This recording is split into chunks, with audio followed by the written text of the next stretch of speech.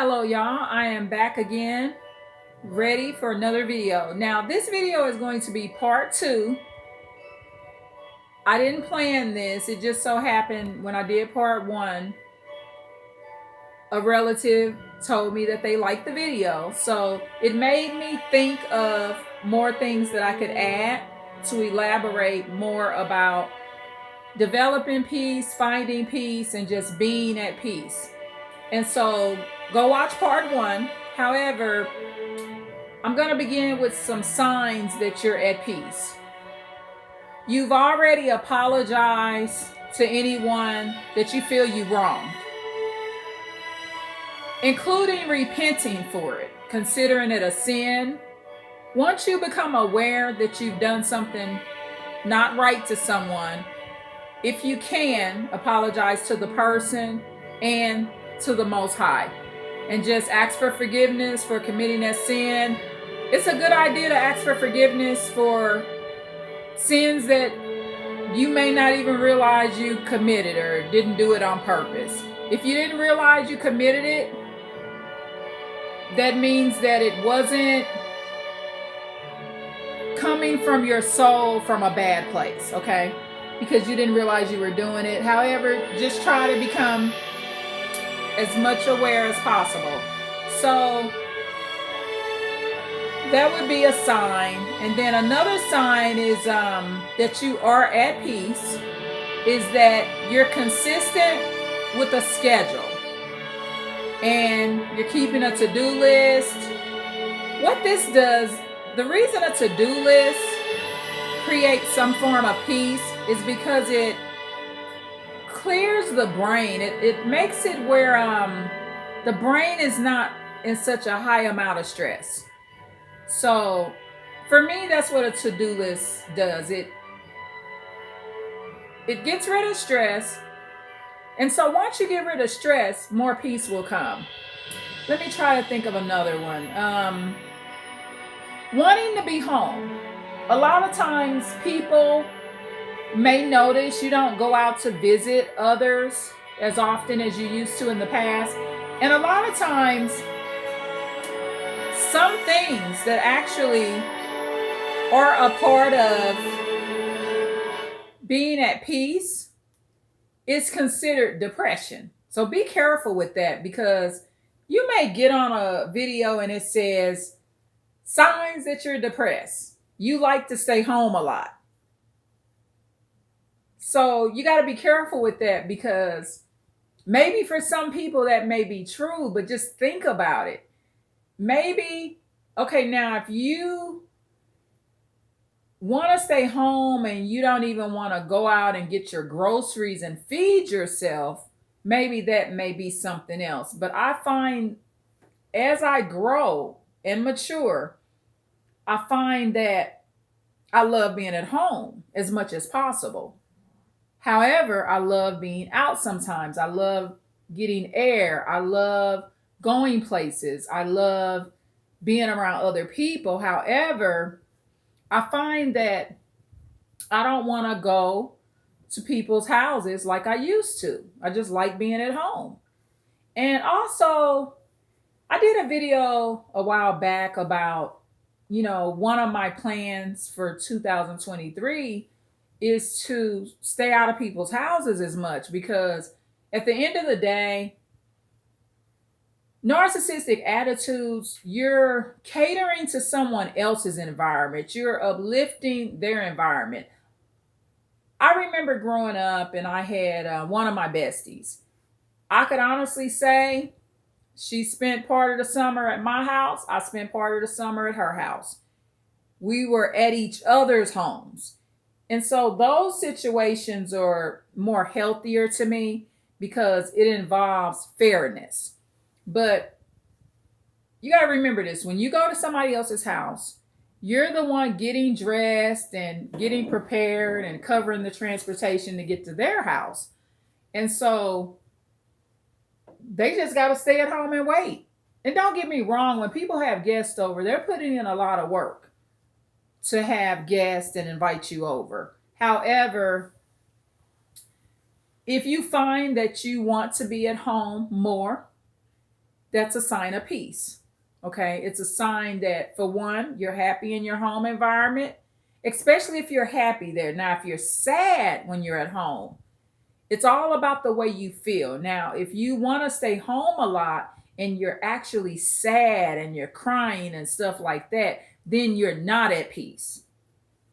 Okay. And another sign that you're not at peace is you cry a lot. However, peace can come because crying is a part of healing. However, if you're doing sad management, which is what I recommend, sad management, you want to control crying too much because it's, what would I say? How can I say this? It's an interference and intrusion in your life. So crying is a distraction, intrusion, and it's a disruption. It's disrupting your daily activities that you need to be doing for your children, yourself, and your family. So let me see. Looking happy, smiling. When you're at peace, people hear it in your voice too. Less anger. You won't be so hostile, combative, and stuff like that.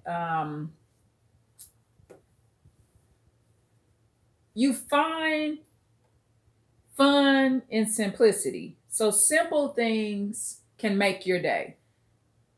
Taking a walk, fresh air. Simple things make your day. You don't require too much because you're at peace. So a lot of times, and I'm not saying everyone that travels is doing this. I mean, if you like to travel, you like to travel. If you got the money, you got the money to travel. However, I've seen both sides of it. I've seen people that travel and they're having a good time. And I see people travel because they're looking for something outside of themselves because they don't have peace. So they always got to be going on a new adventure because they're looking for peace outside of the house because they struggle with finding it in the house. And so, as I mentioned a second ago, if you find that you are comfortable at home, that's a sign of peace. And like I said, you're not crying when you're at home and stuff like that. Feeling like you don't have to shop so much, feeling like, okay, what I have, I'm happy with it. Another sign of peace is you don't feel the need to go buy something because you see someone else has it. Another sign of peace is being able to not fit in the norm, right? So, one of the ways I know I'm at peace is I don't need to be trendy or get too deep in trends. I could walk outside and see everybody got a hat with a feather on. I don't feel like I have to wear that. If I choose to have my hair free and things like that, and if I feel like a hat is hot on my head, I ain't gonna put it on. So having the freedom to actually, not just having the freedom, but the ability to not do what everybody else is doing, that's a sign of peace too. Not just peace, happiness. Remember, once you find peace and develop more peace, then happiness coincides with that. Let me think. I'm trying to make sure I don't mention some of the ones I mentioned in part one. And my videos are from the heart, so they're not always scripted and I don't always have a list. I'm just thinking of things off the top of my head. You're satisfied or you have a desire to decorate and clean more, or you have a goal to have your home or your residence or your apartment or your mobile home or wherever you live, your cottage, you have a plan of having it looking a certain kind of way. You like taking pictures of your home, not just of people. So that's a sign of peace too. And that brings people a lot of peace when they decorate or change their curtains or stuff like that. Oh, going back to what I just mentioned a couple seconds ago about not going outside and you see everybody with a hat with a feather on, and you don't want to wear it because you just don't think that that would bring you peace. So I will give you an example. I don't own TVs. Okay. Now, of course, I'm on this YouTube channel. Of course, we're watching something. You got computers, tablets, phones, and stuff like that. But I don't actually, I used to, but I don't have any flat screens in my home. I do plan on getting a smart TV, however, because I would like to tune in to my YouTube videos that I'm even subscribed to through my smart TV. I just haven't done it yet. So I would like to maybe get maybe one of those at some point, but I no longer have TVs. And I don't feel the need to go buy a bunch of TVs because I know other people have them in their home. So also, not doing this makes me, or not having a TV makes me appreciate my art more. I may enjoy my framed art with the custom framing or all paintings and things like that. Um, I really enjoy pictures of people from the back, y'all, where you just see the back of them, and I don't mean their rear end or nothing like that. However, there's a very beautiful picture that I have in my living room of a lady from the back. And name your art, give your art a name. So photos showing people's eyes and stuff like that is not always the most beautiful to me, except if you're looking at like vintage style photos. But the reason I bring this up is not having a TV gets me into other things, right? Like I realized, at some point when I didn't have the TVs, I love photos of people from the back. I think it's so pretty. I think it's some of the most beautiful art you'll ever see. And maybe one day I'll do a video at some point showing off some of this art. I have other photos that I would like to hang up of photos of people from the back. And let me see another form of peace.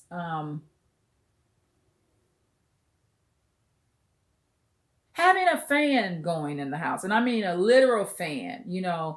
A lot of times when you're more at peace, you like air. You just want more air. That's keeping that peaceful element in the home too. Let me see.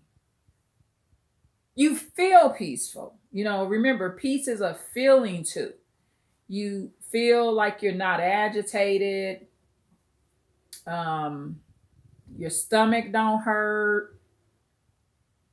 You're not having a toothache. You just feel peaceful. You feel very, very peaceful. Another thing that may bring you a lot of peace is getting some pounds off, exercising. I've been on this bike now almost 14 minutes. Being discarded by narcissists will bring you peace. Sometimes you really want these relationships, but you may find that when the narcissist stopped talking to you, it was a blessing in disguise. So, yeah, that can bring peace. It may not bring you peace right at that moment because you thought you was in love, or you thought that this was somebody that was supposed to be in your life the rest of your life. However, you may find later, and it might not be too much later. You can be hurt the first month of the discard when the narcissist gets rid of you or stops talking to you, and then 2 months later you're at peace. Another thing that will bring you peace is you discard the narcissist. You stop talking to the narcissist and ignore the narcissist. I was in a situation where when I stopped talking to the narcissist, the gentleman left something at the door for me. I never responded in text. I didn't say thank you. I didn't talk to the man no more. I ain't talked to the man ever since. Have no intentions of talking to the man. So that brought me peace, just ignoring that narcissist.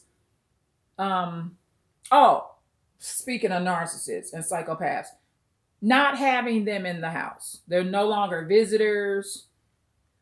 Another thing that will bring you peace is you no longer need anything from a psychopath or narcissist. You don't need their money. You don't need their sex. You don't need the companionship. You don't need them to call you. There's no supply that you need from the psychopath or narcissist or sociopath. And I call it supply because I'll repeat this just in case you don't remember hearing this in other videos or you're new. Remember, empaths have supply too. So stop looking at supply like it's just for narcissists. It's just that our motives are different. If you're empathic, your motives may be more genuine. You may actually love this person and you're not just using them. However, anything you get from a narcissist, if it's sex, money, the empath is getting supply too. And once you no longer need or want that or feel that you need it, because it's just a feeling that you need it, peace will come because this person out of your life. They out of your life and they stuff is out of your life.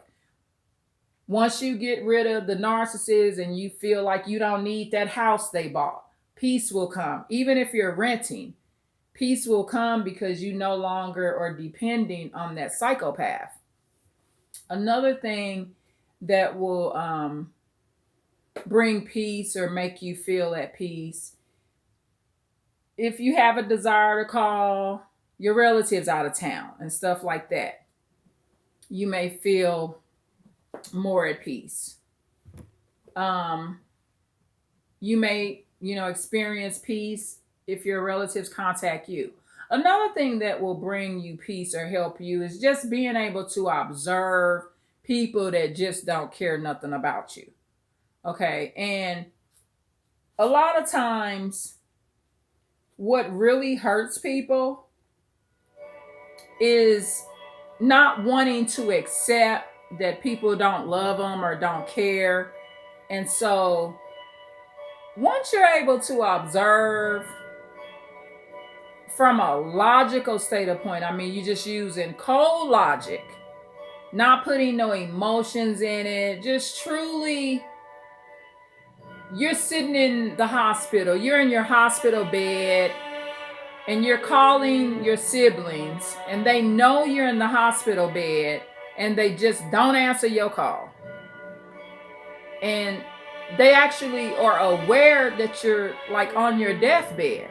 So what will bring you a great amount of peace is to recognize that this particular person that you're calling cares nothing for you.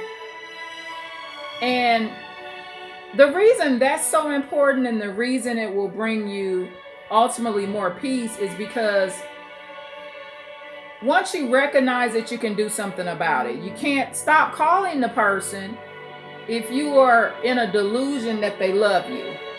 So, and I found a lot of peace through this, y'all, just recognizing this person don't love me, they don't care. Sometimes even accepting they wouldn't care if I died tomorrow. And also not needing their love. Not needing it or not wanting it. I can go back all the way to high school with this particular psychopath that I met in high school. And till this day, I never had begged him for anything. I can remember in high school when he moved on and fell in love, and I moved on and fell in love and got married. And I never begged him for his love. I never begged him to come back to me. Right now to this day, I mean, there's things that he tries to do. He lives out of state, But there's things that he tries to do to antagonize me, even with my relative passing away, which is also his relative. I never begged that man for nothing. And the reason this will bring you the ultimate peace, for one, the psychopath noticed that you never begged.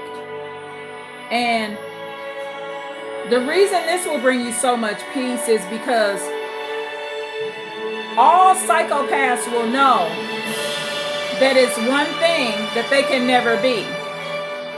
And the one thing they can never be is your Lord. They'll never be somebody that you pray to. They'll never be somebody that you look up to. And that will bring you so much peace. If I think of any more, y'all, I'll do a part 3. Because I have a feeling I may think of some more things. Because this topic on peace became interesting for me. So, and it really put me in a mindset to think. So, yeah, just tune in for part 3. So please like, share, and subscribe. And I love y'all so much. And thanks for tuning in. And as always, I got more coming for you. I've been on this bike almost 22 minutes, y'all. And thank you. Bye.